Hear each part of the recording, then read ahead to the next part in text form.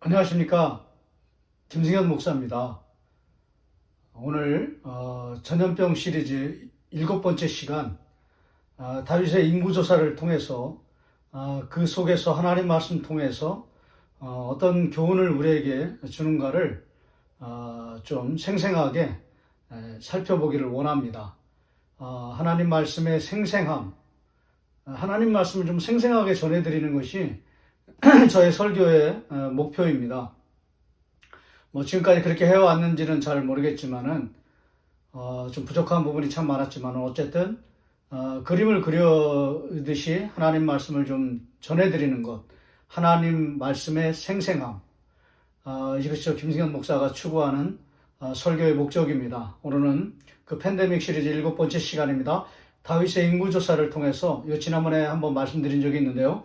그 인구조사를 좀 더 속 깊이 들여다보면서 그 속에서 이 전염병을 통해서 하나님께서 뭐라고 우리들에게 말씀하시는지를 함께 살펴보기를 원합니다. 먼저 사무엘하 24장 1절 말씀 보시면 여호와께서 다시 이스라엘을 향하여 진노하사, 이 진노하사 이걸 좀 설명을 드리겠습니다.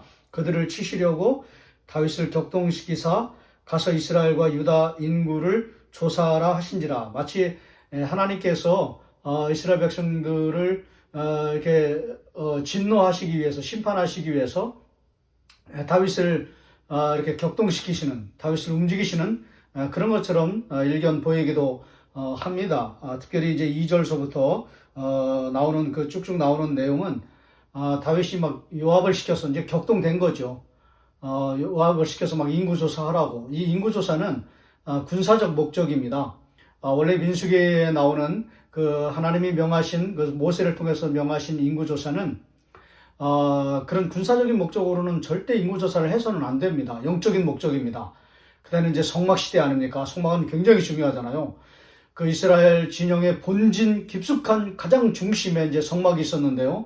그 성막을 지키고 또 보호하기 위해서 이제 인구조사를 하라고 합니다.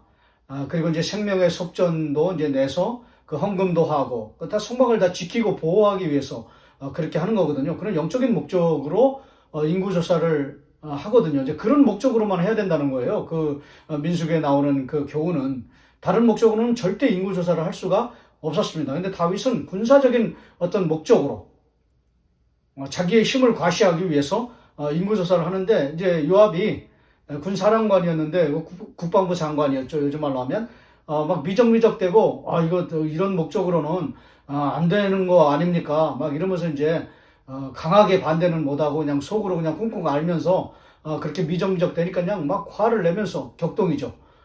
그런 부분이 나옵니다. 빨리 가서 빨리 그냥 막 재촉하면서 인구조사 하라고.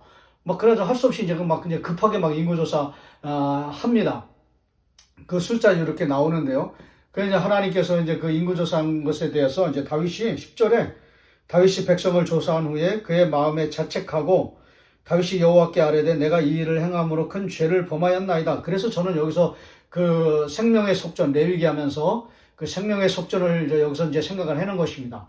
그 생명의 속전을 안 드린 그 죄, 실제적인 죄, 그 실행죄가 있었기 때문에 하나님으로부터 이제 그 이제 징계를 받는 것이다. 그 징계는 세 가지 아닙니까? 물론 이제 선택할 수 있는 여지는 있었지만요. 그 징계는 7년 기근, 석 달 피난살이, 그 다음에 3일 전염병. 이 선택사항이 있었지만은 어쨌든 이런 재앙이 이제 그 뒤에, 이게 전염병이죠, 이제.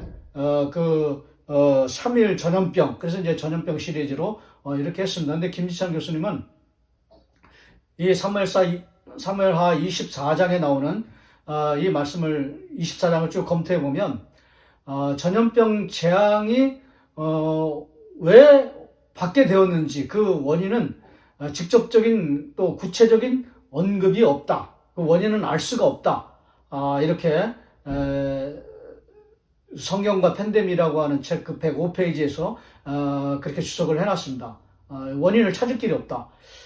그런데 이거를 이제 저는요, 좀 이게 한 단위로 좀 살펴볼 필요가 있다고 생각을 합니다. 24장에서는 뭐 아무리 들여다봐도 찾을 길이 없지만은 21장서부터 21장, 22장, 23장, 24장 이걸 이제 그 한 블록으로 한 단위로 뭐 레고랜드 그런 것처럼 한 블록으로 그 블록을 밟고 이렇게 쭉 올라가다 보면 높은 데 올라가면 그 성 안에 그 안에 이제 어떻게 되어 있는지를 알 수 있는 것처럼 이거는 이제 21장서부터 24장까지 한 블록으로 보아야 한다. 또 그렇게 생각했을 때는 이제 답을 찾을 수 있지 않을까. 이제 저 나름대로 이렇게 생각을 한 것입니다. 그리고 이제 저 나름대로 이거를 그냥 구조주의라고 뭐 누구라고 이렇게 명칭을 한 게 아니라 그냥 나름대로 이게 뭐 저작권에 걸릴지 안 걸릴지는 모르겠습니다. 구조주의란 말을 이제 쓰는지 안 쓰는지 모르겠는데 저 혼자 그냥 생각해 본 겁니다. 구조주의. 한 블록으로, 한 묶음으로 보아야 한다. 지난 시간에 민수기 22장서부터 24장까지 그 발람의 이야기를 한 묶음으로 이렇게 볼 때 영적인 교훈을 우리가 중요한 교훈을 메시지를 찾을 수 있다 이렇게 말씀드린 것처럼 여기서도 사무엘하 21장서부터 24장까지를 하나로 보면 답을 찾을 수가 있지 않을까 이렇게 생각을 해서 이제 검토를 해 보았는데요. 그럼 21장서부터 이제 봐야 됩니다.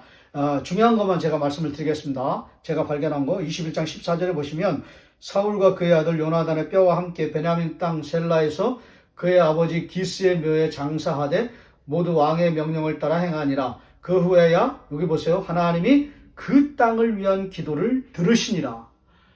그러니까 그 앞에는 여러 가지 실책도 있었고 사울가에서 전해 내려온 그 저주도 있었지만은 다윗이 그걸 이제 기브온 사람들의 원한을 풀어주면서 해결하는 그 내용인데 원래는 이제 그렇게만 그 비책만 나와야 되는데 그 비책의 결론이 뭐냐면 그 땅을 위한 기도를 들으시니라. 그러면서 이제 이 일이 순조롭게 이렇게 저주가 풀어졌다는 그런 내용입니다. 21장엔. 그 기브온 사람들에 대한 저주가 풀어졌다 이제 그런 거거든요. 근데 여기 보면 그 땅을 위한 기도라고 그랬습니다. 그러니까 누가 기도를 하는 거예요. 제가 이제 누군가는 이제 구체적으로 좀 이렇게 좀 나중에는 연결해서 말씀드리겠지만 어쨌든 여기는 그 땅을 위한 기도 그게 있었다는 거예요. 그게 있어서 그 앞에 흐르는 저주가 이제 풀어진 거고요. 근데 그 뒤에도 보면 그 땅을 위한 기도의 효과가 어디까지 나타나냐면 이제 22장에도 나타나고 23장까지 나타납니다. 22장은 다윗의 승전가입니다. 온통 23장 전체가 다 1절부터 마지막 22장 마지막 그 끝절까지 전부 다 승전가입니다. 51절까지. 이런 승전의 축복, 승리의 찬가, 승리하는 이야기가 이제 나오고요. 그 다음에 이제 23장엔 다윗의 마지막 말이라고 되어 있는데 뭐 유언은 아니고요. 그 마지막 이제 간증이죠. 자기가 하나님 앞에 이렇게 했는데 이렇게 해야 된다라고 하는 간증. 또 마지막 유언장 같은 거죠. 유언장. 굉장히 평화하고 평안한 상태에서 이 유언장을 해냅니다. 그러니까 평안, 승리와 평안 이런 게 흐르는 거죠. 진노가 풀어지고요. 승리와 평안 이게 다 그 땅을 위한 기도의 축복입니다. 그 다음에 갑자기 이제 그 24장에는 이제 진노가 나오는 거거든요. 그리고 나서는 24장 마지막 절에 보시면 이렇게 되어 있습니다. 그곳에서 여호와를 위하여 제단을 쌓고 번제와 화목제를 드렸더니 제사죠. 이에 여호와께서 그 땅을 위한 기도를 들으심에 이스라엘에게 내리는 재앙이 그쳤더라. 여기도 그 땅을 위한 기도가 나옵니다. 그러니까 그 땅을 위한 기도가 처음에 21장에 나오고 21장 14절에 그 다음에 24장의 마지막에 24장 25절에 그 땅을 위한 기도. 여기 승리, 평안, 이게 있고, 진노. 그 다음에 그 땅을 위한 기도. 그 땅을 위한 기도가 이제 있고요. 그 다음에 이제 중간에 이제 진노가 들어있다는 건데, 진노가 풀어졌다는 거예요. 그러니까 핵심은 무엇을 말하냐면요. 24장의 구체적인 언급이었기 때문에 재앙의 원인에 대해서는 우리가 찾을 길이 없다 이렇게 말하거든요. 그런데 그 땅을 위한 기도가 앞뒤로 포진하고 있다는 거죠. 그러니까 그 땅을 위한 기도가 있었기 때문에 하나님의 놀라운 평안과 승리의 축복이 있었지만 그 땅을 위한 기도가 중지됐을 때 진노가 임했다는 것이죠. 그러니까 크게 보면 이 전염병의 진노는 어디서 시작됐는가? 그 땅을 위한 기도의 중지에 있었다는 거죠. 처음에는 그 땅을 위한 기도가 있었습니다. 계속해서 끊임없이 누군가 저는 이걸 나단이라고 생각합니다. 왜냐하면 갓 선지자는 이제 나오거든요. 여기 이제 21장에 나오거든요. 그러니까 이제 갓 선지자도 물론 기도했지만은 여기 그 땅을 위한 기도는 단수입니다. 누가 숨겨져 있다는 거예요. 저는 나단 선지자라고 보는 것입니다. 그리고 성경학자들이 나단 선지자의 거의 말기라고 그랬어요. 아주 영적으로 가장 그 깊은 그런 노년의 깊은 경지, 그런 성숙의 단계, 거기에 들어갔을 때, 그때가 이제 나단 선지자의 시기라고 그러거든요. 이제 마지막 시기를 보내는 거죠. 근데 그때 나단 선지자가 그 땅을 위한 기도를 드렸습니다. 하나님 앞에. 단수로. 모든 저주를 풀어지도록. 승리와 평안의 역사를 하나님 앞에 구하면서 기도했을 때 그런 역사가 일어났는데, 이제 나단 선지자가 죽었어요. 없는 거예요. 그 땅을 위한 기도가 끊어진 것입니다. 중지된 것입니다. 안타깝게도 종결된 것입니다. 그리고 나서 바로 전 즉시라고 생각하는데 즉시로 재앙이 진노가 임하게 된 것입니다. 그리고 나서 다시 24장에 그 땅을 위한 기도, 그 기도는 이제 가시 이어봤습니다. 가시, 그 영적인 그 깊은 통찰력 속에 들어가서 이렇게 해서 저주와 이렇게 해서 진노가 임했는데 우리 선생님 나단 선지자가 그렇게 힘을 기울여서 마지막에 하나님 앞에 중보의 영역 가운데 들어가서 깊이 그 땅을 위해서 하나님 앞에 숨이 멎은 듯한 그런 고통을 가지고 하나님 앞에 깊이 들어가서 기도했을 때 평안이 일어난 것처럼 아무도 모르는 거죠. 그거는 다윗은 모르는 거예요.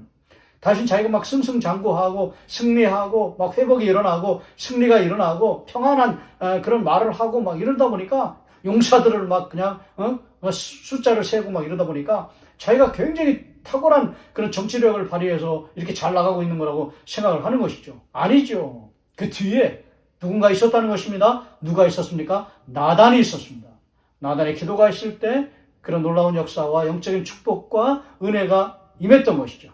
근데 나단이 죽으면서 그것이 끊어졌다가 다시 그 영적인 그 은혜를 그 깊은 통찰력을 가지고 다시 깨어 일어나서 하나님 앞에 기도하기 시작한 것입니다. 무엇을 기도했습니까? 그 땅을 회복해달라고, 그 땅을 용서해달라고, 그 땅을 긍휼히 여겨달라고 기도했을 때 하나님께서 그 기도를 들으시고 다시 회복 가운데로 인도하여 가신 것입니다. 이것이 사무엘하 마지막 장에 나오는 어찌 보면 사무엘하의 가장 중요한 그런 영적인 교훈이라고 큰 단위로 사무엘하 전체를 묶어서 큰 단위라고 말씀을 드릴 수가 있는 것입니다. 왜냐하면 마지막 25절에 그곳에서 여호와를 위하여 제단을 쌓고 번제와 화목제를 드렸더니 이에 여호와께서 그 땅을 위한 기도를 들으시매 21장 14절은 나단 선지자가, 그 다음에 24장 25절은 갓 선지자가 그 땅을 위한 기도를 드릴 때 하나님께서 그걸 받으시고 이스라엘에게 내리는 재앙이 그쳤더라. 오늘 이 전염병의 7번째 시간, 이 7번째 시간 속에 이제 다음 하면 아마 이제 8번째 시간 그 예레미야의 전염병으로 이제 마칠 건데 이제 전염병 모든 시리즈는 이제 마칠 텐데요. 오늘 굉장히 중요한 것입니다. 중보기도, 그 땅을 위한 기도. 전염병 속에 이런 중보기도가 강력하게 들어 있는 것입니다. 오늘 말씀의 적용을 여러분과 저에게 아주 분명하게 말씀해주고 있는 것입니다. 하나님의 말씀의 생생함이 그대로 여과 없이 아주 분명하게 직접적으로 보여주고 있는 것입니다. 그건 뭐냐면 그 땅을 위한 기도. 제목도 아주 선명해지지 않습니까? 그 땅을 위한 기도가 있을 때 승리와 평안과 축복과 은혜가 흐르지만 그 땅을 위한 기도가 없으면 이게 중보기도죠. 한 사람의 중보기도, 한 사람의 중보기도, 그 중보기도가 얼마나 중요한지를 보여주는 것이죠. 그렇게 기도할 때 재앙과 진노가 사라진다는 것이죠. 오늘 엄밀히 말하면 21장부터 24장까지는 온통 축복으로 가득 차 있습니다. 점철되어 있습니다. 승리와 평안, 그리고 은혜, 진노조차도 중보기도로 회복된다라는 것이죠. 오늘 이와 같은 그런 중보기도의 위력과 효과와 능력을 여러분과 함께 나눴습니다. 저는 특별히 중보기도를 굉장히 중요하게 여기고 또 기도하면서 생각하는 사람인 거 여러분 잘 아시지 않습니까? 우리 모두가 다 이렇게 하나님이 중보자로 여러분을 세우셔서 중보기도의 영역 가운데 들어가셔서 모든 어려움의 시기들이, 모든 고통의 시기들이 다 떠나서 누군가의 기도로 회복되는 그 일이 당신을 통해서 이루어지는 그런 놀라운 축복이 일어나기를 주의 이름으로 축원합니다.